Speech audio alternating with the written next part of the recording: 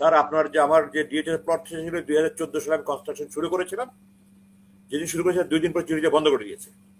তারপর মুক্তির পরে এটা আবার প্রসেস করে নির্মাণ শুরু হয়েছে।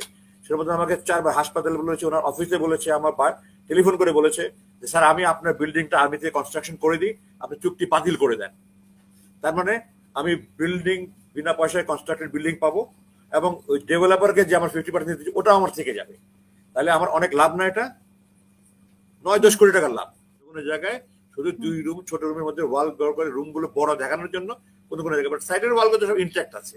যেমন আমাকে যে রুমে রাখা ছিল ওটার ভিতরে কোনো ওয়াল ভাঙা হয়নি, উপরে শুধু ভেন্টিলেটর, দেওয়াল ভেঙে ভেন্টিলেটর করা হয়েছে, জানলার গ্রিল খুলে ফেলেছে, আপনার জানলার রং মুছে দিয়েছে, লোহার দরজা খুলে ফেলেছে।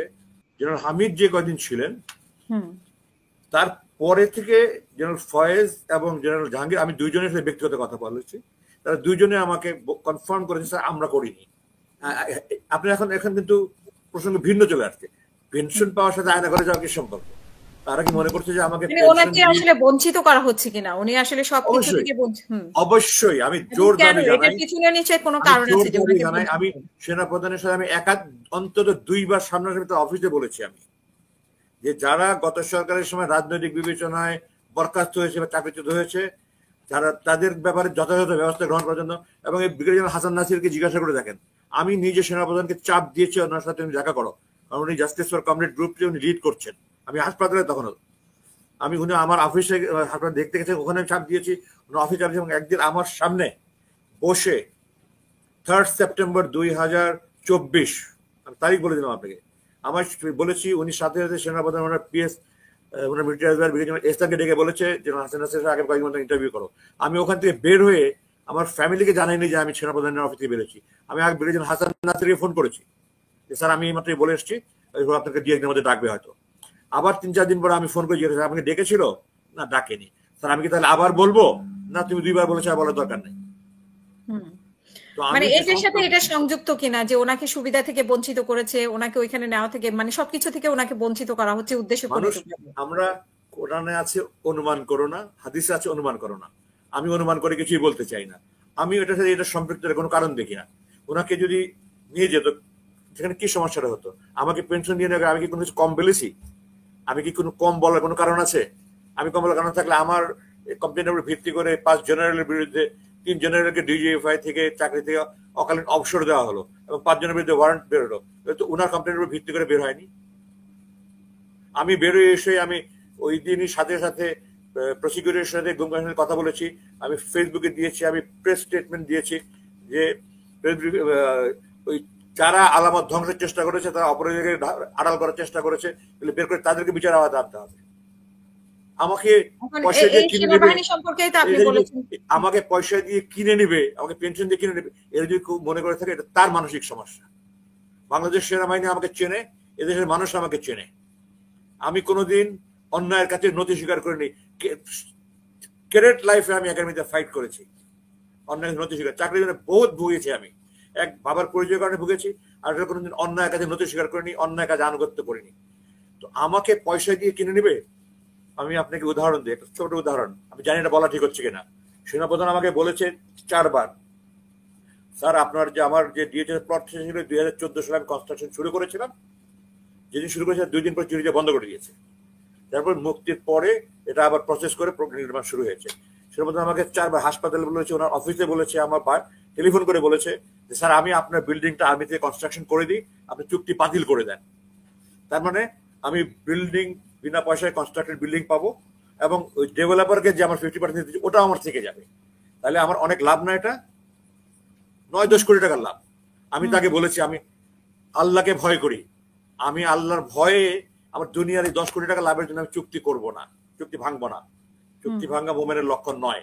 এবং সেনাবাহিনী আমাকে তাদের পয়সা দিয়ে একটা ওয়েলফেয়ার ফান্ড আছে সেনাপ্রধানের, উনি দিতে পারে। আমি সেনাবাহিনীর পদোন্নতি চাই না, আমার যেটা হক সেটা আমি চাই, আমি পদোন্নতি চাই না। কেউ যদি মনে করে থাকে আমাকে রিটায়ারমেন্ট, আমি রিটায়ারমেন্ট আমার পেনশনের কাগজ সাইন করি না, আমি নিয়ে আসছি, আই ডিডন্ট সাইন বিকজ তারা আমাকে বাধ্যতামূলক অবসর দিয়েছে, যেটা বাধ্যতামূলক হওয়ার কথা না, বাধ্যতামূলক ডিসিপ্লিনারি গ্রাউন্ডে তারা আমাকে এলপিআর দেয়নি, আই ডিডন্ট সাইন। আমি যদি অর্থলোভী পদবী লোভী হতাম, বহুত কিছু করতে পারতাম ম্যাডাম। যারা এগুলি চিন্তা করে আমাকে নিয়ে এরকম কথা বলে, এটা তাদের মানসিক সমস্যা। Sorry, I am very sorry to say. কেউ যদি মনে করে থাকে যে আমাকে পেনশন, আমার তো সেনাবাহিনীকে জিজ্ঞাসা করেন 100% অফিসার এক বাক্যে বলবে যে আল্লাহ যদি চাকরিতে রাখতো আমাকে, সেনাপ্রধান আমাকে বলেছে স্যার আপনি তো সেনাপ্রধান হওয়ার কথা, আমার ক্যারিয়ার প্রোফাইল আমি নিজে ডোল পেয়ে না। তো সেখানে আমাকে ব্রিগেডিয়ার জেনারেল র্যাঙ্কে বাধ্যতামূলক অবসর যেটা ডিসিপ্লিনারি গ্রাউন্ডে দেয় সেটা দিয়েছে, এবং আমার পেনশনের এলপিআরও দেয়নি। খুব বেশি দয়া করেছে তারা আমাকে, আমি একবার মাথা কিনে নিয়েছি, আমি সবকিছু পেয়ে গেছি, আমি অধিকার বঞ্চিত। তাদের আমার যত সাফারিং তাদের কারো কত সাফারিং হয় না। আমার চাকরিতে জয়েন করার আগে চিঠি দিয়েছিল যে জয়েনের, ওই চিঠি জয়েন করার আগে ক্যান্সেল করেছে, এরপরে পরে জয়েন করেছে। একাডেমিতে আমার অসংখ্য প্রতিবন্ধকতা পার হয়ে আমাকে রেকর্ড রেজাল্ট আল্লাহ আমাকে দিয়েছে, আমাকে পোস্টিং প্রমোশন, আমার ক্যারিয়ার প্রোফাইলের অফিসার যে পোস্টিং পাই আমি সব নিম্নমানের অধিকাংশ পোস্টিং পেয়েছি।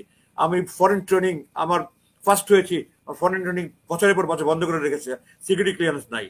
এগুলি আর্মির দোষ না, অসাধু অফিসারের দোষ আমি বলছি। আমার ইউএন মিশন, আমার ব্যাচে একজন বলে আমি যাওয়ার কথা, আমি 8 বছর পরে গিয়েছি। আমার ব্যাচমেট সবাই 2টা করে গেছে, কেউ 3টা মিশন করেছে, আমি 1টা মিশন করেছি। আমার এরকম অসংখ্য বঞ্চনার অভিযোগ আছে, ইতিহাস আছে। আমি কিন্তু মাথা নত করিনি, এবং আমি কোনোদিন কারো কাছে তদবিরও করিনি। তো আমাকে সেনাবাহিনী চিনে, এই জন্য আমি কালকে একটা বিয়ার অনুষ্ঠানে গিয়েছেন সেনাগঞ্জে, আমার 2 ঘন্টার মধ্যে ফটো সেশন করতে হয়েছে, কারণ তারা আমাকে ভালোবাসে। এই ভালোবাসা আমি পয়সা দিয়ে কিনে নিইনি, আমি আমার ভালো ব্যবহার দিয়ে কিনে নিয়েছি। আমি যে কারো কাছে মাথা নত করি না, কারো কাছে নতি স্বীকার করি না। যারা এগুলি কল্পনা করছে বা প্রচার করার চেষ্টা করছে যে আমাকে পেনশন দিয়ে কিনে নিয়েছে এবং এই জন্য আমাকে নিয়ে গিয়েছে যে আমি সরকারের পক্ষে কথা বলি, এটা তাদের মানসিক সমস্যা। I am very sorry to say. মানুষ বাংলা একটা কথা বলে, আত্মবর্ণন মতে জগৎ। আপনারা তো ইংল্যান্ড থাকেন, হয়তো এত কঠিন বাংলা জানেন না। আত্মবর্ণন মতে জগৎ মানে মানুষ নিজের অন্তর দিয়ে দুনিয়াটাকে দেখে। আমি আমার নিজের অন্তর দিয়ে দেখি, যে নিজে হলে যেরকম করতো সে অন্যকে সেরকম ভাবে। যদি কেউ এটা বলে থাকে যে আমাকে পেনশন সুবিধা দেওয়া হয়েছে, এই জন্য আমাকে রিটায়ারমেন্ট দেওয়া হয়েছে, এই জন্য আমি যেছি আমি সরকারের পক্ষে কথা বলবো, very sorry, either they don't know about me or it is their psychiatric problem. আচ্ছা, আপনার কাছে আরেকটা প্রশ্ন আমার, এই যে আয়নাঘরের বিষয়টা নষ্ট করার, আলামত নষ্ট করার যে চেষ্টা, এটা তো সেনাবাহিনী সরাসরি জড়িত। তো সেই সেনাবাহিনীটা এটা ডিজিএফআই আলামত কারা নষ্ট করছে? ডিজিএফআই। আপনারা আবার বলেছে সেনাবাহিনী chief has no control over DGFI. DGFI তে কারা আছে, দায়িত্বে কারা আছে? যারা এই 5 আগস্টের পরে কারা দায়িত্বে আছে, তারাই তো আলামত ধ্বংস করার চেষ্টা করেছে। আমি বলেছি তো, অসাধু অফিসার ডিজিএফআই বলেন, র্যাব বলেন, এনএসআই বলেন, যারা অসাধু অসৎ তারা যা করেছে সবকিছু বিচার হওয়া উচিত। তো আমি সেনাপ্রধানকে বলেছি, সেনাপ্রধানকে বলেছি আমাকে যে অ্যারেস্ট না কিডন্যাপ করেছে যে ডাইরেক্টর, এবং 8 বছর রেখেছে যারা ডাইরেক্টর ইনচার্জ সাকসেসফুলি ওন করেছে, তাদেরকে তুমি কিছু করো নাই কেন? ওয়াই ওনলি তুমি ডিজিদেরকে রিটায়ারমেন্টে পাঠিয়েছো? And is retirement sufficient punishment? তারা তো মানবতা বিরোধী অপরাধ করছে, তাদের তো বরখাস্ত সাফিসিয়েন্ট পানিশমেন্ট না। ডিজিএফআই কি কারা শেল্টার দিচ্ছে? মানে ডিজিএফআই এই যে 6 মাস সময় লাগে। আপনার প্রশ্নটা আমি ম্যাডাম আমি জবাব দিই, কারণ আমি ডাইরেক্ট কোনো নলেজ নাই।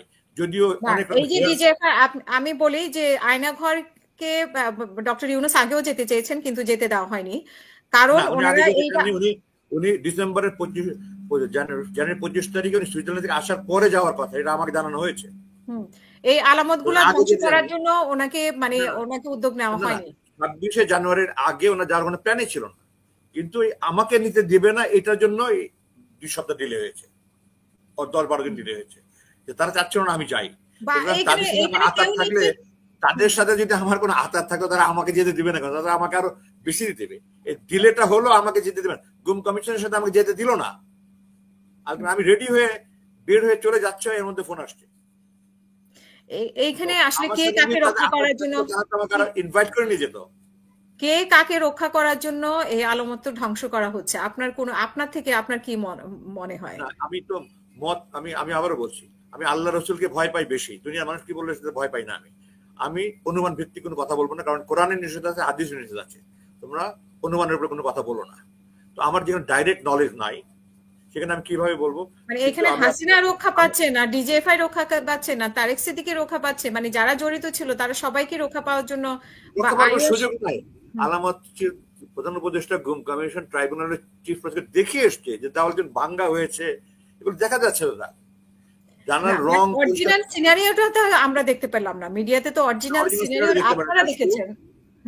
কিন্তু আজকে ডক্টর ইউনূস যদি সহযোগে না যেতেন, যেটা পৃথিবীর ইতিহাসে কোনো হেড অফ দ্য গভর্নমেন্ট চায়নি, উনি যদি না যেতেন তাহলে যতটুকু দেখতে পেয়েছেন এতটুকু দেখতে পেতেন না। তো হিটলারের কোন কোথায় কনসেন্ট্রেশন ক্যাম্প, কোথায় কি করেছে, নাজি ক্যাম্প, আপনার কি আল গারিব কারাগার, এই সমস্ত কোনো কিছু চিত্র দেখেছেন ভিতরের?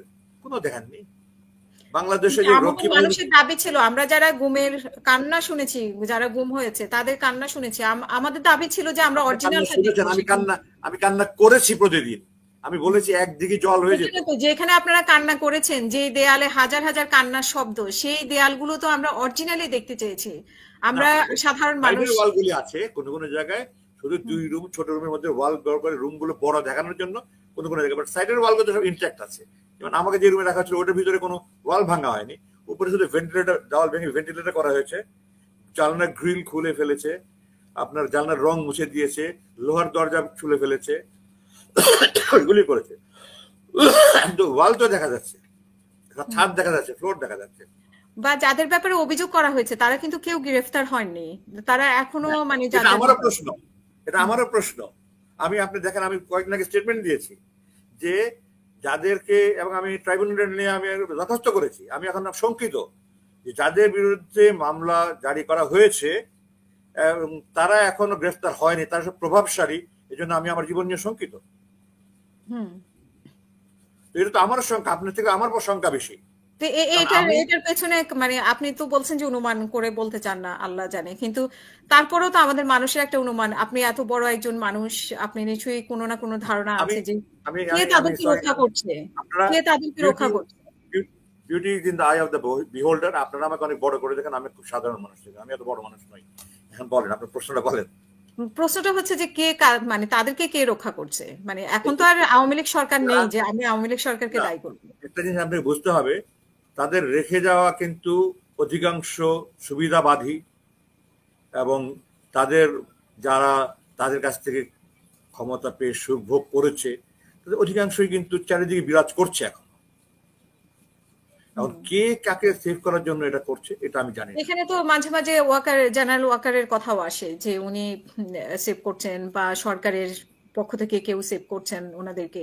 আমরা কিন্তু আমরা বাঙালি হিয়ার্সে বেশি বিশ্বাস করি, গুজব বেশি বিশ্বাস করি, এবং শোনার সাথে সাথে 10 জন না বলা পর্যন্ত আমরা খেতে পারি না। একটা কিছু হওয়ার সাথে সাথেই আমরা আগে 10 জনকে জানাই, তারপর নেক্সট কাজ করি। তো আমি অনুমানের উপর ভিত্তি করে কিচ্ছু বলবো না, কারণ আপনি কি বললেন, সরকার কি বললো, XYZ কি বললো, এটা নিয়ে আমি শঙ্কিত না। আমার মৃত্যুর পর আল্লাহ জব দিতেই করতে হবে, এটা নিয়ে আমি শঙ্কিত। এবং আল্লাহ এবং রসুল স্পষ্ট বলেছেন অনুমান করে কোনো কথা বলবে না। আমার কাছে যেহেতু ডাইরেক্ট নলেজ নাই, আমি বলবো না। যদি বলেন রিজনেবল অ্যাজাম্পশন, সেটাও অনুমতির মধ্যে, আপনার অনুমানের মধ্যে পড়ে, সেটা আমি করবো না। আমি আপনার স্পষ্ট এই কথা বলেছি যে 5 তারিখে ফলের পরে 12 তারিখ পর্যন্ত, মানে সেই জেনারেল হামিদ যে কদিন ছিল, হ্যালো, হ্যাঁ শুনতে পাচ্ছি আমি, জেনারেল হামিদ যে কদিন ছিলেন, তারপরে থেকে জেনারেল ফয়েজ এবং জেনারেল জাহাঙ্গীর, আমি 2 জনের সাথে ব্যক্তিগত কথা বলেছি, তারা 2 জনে আমাকে কনফার্ম করেছে স্যার আমরা করিনি। সেই হিসাবে জেনারেল হামিদ যে উনি লাস্ট ডিজি যিনি ছিলেন, এখন কেউ যদি করে থাকে সে কি বলবে যে আমি করেছি, আমি একটা অন্যায় করলাম, তো তখন আমি কি বলবো যে আমি অন্যায় করেছি? না, এটা যদি তদন্ত করা হয়, একা না, উনি তো নিজে হাতুড়ি দিয়ে বাড়ি দেননি। ওখানে যারা দায়িত্বশীল ছিল ওই সময় সবাইকে জিজ্ঞাসা করলে, ক্রস এক্সামিনেশন করে বেরিয়ে আসবে। আমাকে দায়িত্ব দেন, আমি বের করে দেবো। আমাকে তদন্ত কমিটি বানিয়ে আমাকে চেয়ারম্যান বানান, আমি আইল ফাইন্ড আউট। অনেক কঠিন তদন্ত করেছি, আই গ্যারান্টি ইউ আইল ফাইন্ড আউট কে করেছে এটা।